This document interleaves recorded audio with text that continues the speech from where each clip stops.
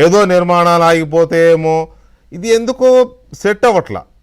ఈ సమాధానం అంటే మీరు చెప్పారా సమాధానం, ఇది మీకు ఎవరన్నా గవర్నమెంట్ వైపు నుంచి చెప్పారా నాకు తెలియదు, కానీ సమాధానం అయితే సూటబుల్గా లేదు.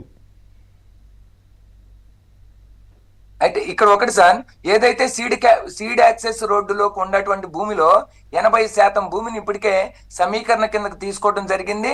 వాళ్ళు ఇంకా కేవలం కొద్ది ఎకరాలు మాత్రమే సీడ్ యాక్సెస్ రోడ్లో మిగిలి ఉందండి.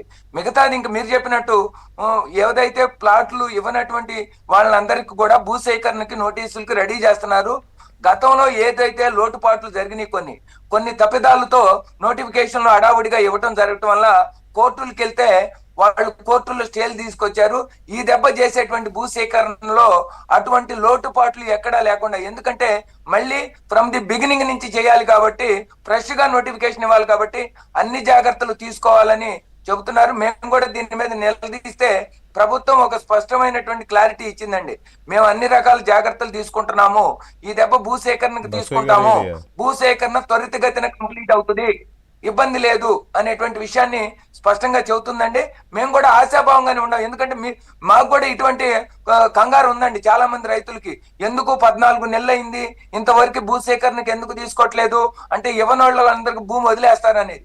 ఎట్టి పరిస్థితుల్లో చంద్రబాబు నాయుడు గారు చెప్పారు మొన్న స్పష్టంగా, రైతులతో ఎవరి భూమిని కూడా ఆయాచితమైనటువంటి లబ్ధి పొందుతామని అనుకుంటున్నారేమో వాళ్ళకి అటువంటి లబ్ధి చేకూరదు. ఎవరైతే అందరూ కూడా మీరు గనక ఇప్పటికి ఇంకో ఛాన్స్ ఇచ్చాం, భూ సమీకరణలో పాల్గొనకపోతే భూసేకరణ చేసి తీరుతాం అనేటువంటి స్పష్టమైనటువంటి సంకేతం ఇవ్వటం జరిగిందండి. కాబట్టి అటువంటి ఆందోళన ఏమి లేదు. రెండవది ఏం జరిగిందంటే, పొరపాటున గతంలో భూములు అయితే ఈ భూ సమీకరణ లేదా భూసేకరణ నేను 1200 ఎకరాలు అన్నాను, సుమారుగా 27-2800 ఎకరాలని తిరుపతి గారు కరెక్ట్ చేశారు నన్ను. ఓకే, అది ఏదైనా సరే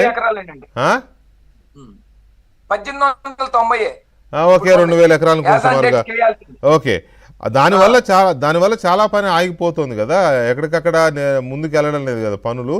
సో అందువల్ల ఎందుకు జరగలేదు అనే దాని మీద ఒక అంశంతో పాటు దీనికి సంబంధించి ఎవరైతే భూములు ఇచ్చారో వాళ్ళకి ఇవ్వాల్సిన రిటర్నబుల్ ప్లాట్స్ని ఆ సేకరణ కింద భూములు ఇవ్వని రైతుల యాజమాన్యం కింద భూముల్లో